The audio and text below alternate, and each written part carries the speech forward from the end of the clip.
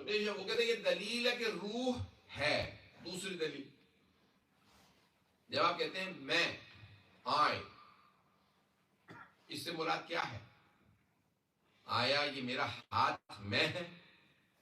نہیں، یہ تو میرا ہاتھ ہے. جب کہتا ہوں میں تو یہ میں کہتا ہوں یہ میرا ہاتھ. آیا میرا چہرہ میں ہوں؟ نہیں، میں کہتا ہوں میرا چہرہ. آیا میرا پورا جسم میں ہوں؟ نہیں، میں کہہ رہا ہوں میرا جسم. اس کا مطلب ہے وہ میں اور ہے، جسم اور ہے. سب لوگ کہتے ہیں لیکن کبھی بھی سوچتے نہیں ہیں اس پہ کہ ہم کیا کہہ رہے ہیں. اس کا مطلب ہے جو کہتا ہوں میں تو وہ روح مراد لیتے ہیں ہم. وہ میں وہ روح ہے. سبحان اللہ سبحان اللہ. کچھ لوگ تو ساتھ دے رہے ہیں. تو میں ہم مرنے کے بعد یہ میں ختم نہیں ہوتا، یہ جاری رہتا ہے. آپ اپنے بچوں سے جتنی محبت کرتے ہیں، آج ایک مومن نے اپنے والد کی مجلس رکھی ہے، تو ہمارا عقیدہ یہ ہے کہ ان کا جسم تو وہ قبر میں ہے لیکن ان کی روح یہاں موجود ہے. ہم اپنے گناہوں کی وجہ سے انہیں دیکھ نہیں سکتے، ہمیں نظر نہیں آتے، لیکن وہ موجود ہے. کیوں؟ کیونکہ حدیث میں ہے جس کا تذکرہ ہوتا ہے فرشتے کہتے ہیں جاؤ تمہاری بات ہو رہی ہے. ان کی روح وہاں آتی ہے.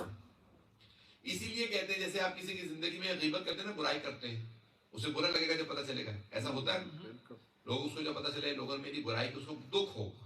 تعریف کریں تو خوشی ہوگی. ایسے ہی جب میت آ کے سنے لوگ میری برائی کر رہے ہیں تو برا لگتا ہے، اور اگر تعریف کر رہے ہوں تو اچھا لگتا ہے. حدیث ہے شیعہ سنی دونوں کتابوں میں، فَاذْكُرُوا أَمْوَاتَكُمْ بِالْخَيْرِ، اپنے مردوں کو ہمیشہ اچھی بات سے یاد کرو. اس میں برائی ہو اس کو بھلا دو، صرف اچھی بات کا تذکرہ کرو. میری باتیں پہنچ رہی؟ Remember your deceased with good words. Don't remember their evil deeds. Only remember their good deeds. ان کی اچھی باتوں کو یاد کرو. کہا کیوں؟ کہا اچھی باتیں کرنے سے فرشتے بھی انہیں زیادہ انعام دیتے ہیں. ہمیشہ اچھی بات کو یاد کریں. ایک حدیث میں ہے کہ اگر کسی مومن کا انتقال ہو جائے تو پھر مومنین کو دعوت دو اس کے جنازے میں آئیں. پیغمبر فرماتے ہیں اگر 40 مومنین کسی مومن کے جنازے میں آ کے کہیں، یہ ہم آخری تکبیر سے پہلے کیا کہتے ہیں؟ اللہم انا لا نعلم منہ الا خیرا، پروردگارہ میں سوائے خیر کے، سوائے اچھائی کے اس سے کچھ نہیں جانتا. تو اللہ عرش اعظم پہ سارے فرشتوں سے کہتے ہیں اے میرے فرشتوں، یہ 40 گنہگار اس کے گناہوں کو دیکھ کے کہہ رہے ہیں ہم سوائے نیکی کے کچھ نہیں جانتے. تم گواہ رہنا میں نے بھی اس کے سارے گناہوں کو معاف کر دیا. اللہ بہانے نہج بلاغہ میں مولانا امیر فرماتے ہیں کہ انسان ایک دوسرے کے خلاف بہانے تلاش کرتے ہیں ٹریپ کرنے کے لیے. تم میرے بیٹے کی سالگرہ میں نہیں آئے تھے، میں تمہارے بیٹے کی سالگرہ میں نہیں آؤں. تم میری بچی کی شادی میں نہیں آئے، میں تمہاری بچی کی شادی. ایسے ہی ہوتا ہے. پتہ نہیں آپ لوگ کے شادی ہوتا ہے تو لوگ نا چھوٹی چھوٹی باتوں پہ ایک دوسرے کے خلاف استعمال کرتے ہیں. تم ہماری خوشی میں شریک نہیں، میں تمہاری خوشی میں شریک. ہمارے غم میں نہیں آئے، ہم تمہارے غم میں. امام مولا امیر فرماتے ہیں نجم العقا میں، فرماتے ہیں کہ اللہ بھی بہانے تلاش کرتا ہے لیکن بخشش کے بہانے تلاش کرتا ہے. بہانے سے اپنے بندوں کو بخش دیتا.